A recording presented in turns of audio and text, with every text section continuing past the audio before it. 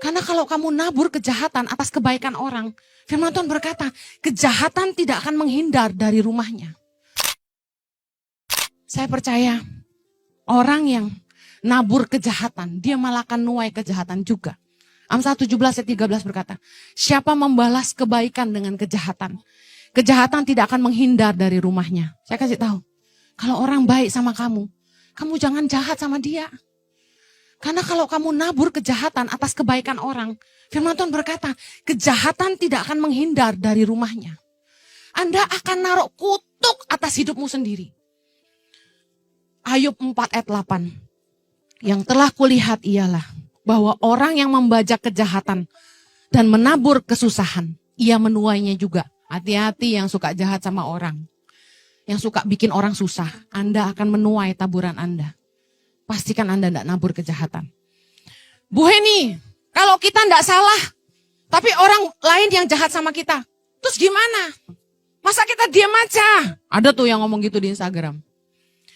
Hakim-Hakim 11 ayat 27, ini jawabannya. Jadi, aku tidak bersalah terhadap engkau, tetapi engkau berbuat jahat terhadap aku dengan berperang melawan aku. Tuhan hakim itu. Dialah yang menjadi hakim pada hari ini antara orang Israel dan Bani Amun. Artinya gini, kalau orang tuh jahat sama kita, sementara kita tidak jahat sama dia, lalu bagaimana? Apakah Anda percaya Tuhan itu hakim yang adil? Biarlah Tuhan itu yang menghakimi kita. Kita jangan jadi hakim sendiri. Apa yang kita harus lakukan dong kalau gitu? Lakukan firman Tuhan. Amsal 25 ayat 21. Baca sama-sama. Jikalau seterumu lapar, berilah dia makan roti. Dan jikalau ia dahaga, berilah dia minum air. Karena engkau akan menimbun bara api di atas kepalanya. Dan Tuhan akan membalas itu kepadamu. Apa artinya menimbun bara api?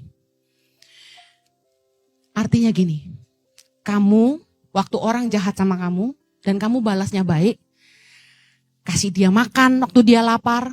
Musuh itu jahat sama kamu. Waktu dia lapar, kamu kasih makan. Waktu dia haus, kamu kasih minum. Waktu dia susah, kamu tolong dia.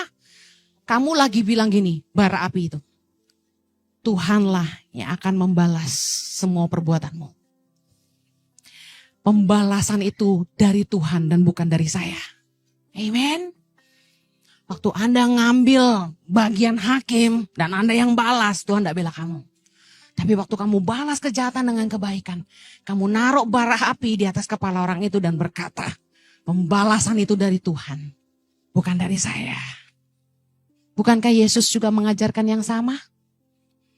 Lukas 6, kasihilah musuhmu, ayat 27, sama-sama.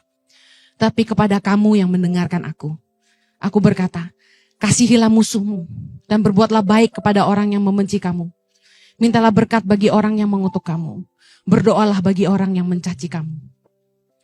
Kalau orang jahat sama kita, Anda cuma perlu memastikan Anda tidak jahat sama dia. Selebihnya, serahin sama Tuhan. Ingat di tengah badai apa yang Anda harus lakukan? Pertama, bertobatlah. Coba periksa, apakah cara-cara bisnismu salah? Ada orang yang nipu duit orang.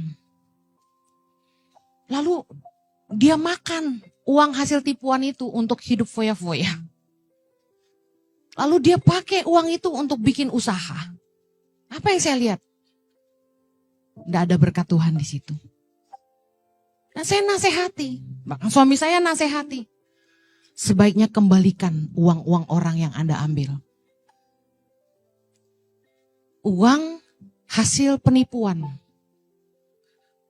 yang membuat dia bersenang-senang di atas penderitaan orang lain. Menjadi sebuah kutuk yang membuat dia hidup terus dalam dosa. Uang itu sia-sia, bikin hidupnya sia-sia. Dan yang kedua saya lihat, uang itu dibikin usaha apapun tidak jalan. Karena berkat Tuhan tidak akan ada ketika kita hidup dalam dosa. Amin. Tangan Tuhan tidak kurang panjang, telinga Tuhan tidak kurang peka mendengar. Tapi yang jadi penghalang antara kita dengan Tuhan adalah dosa. Saya tidak tahu keadaan Anda.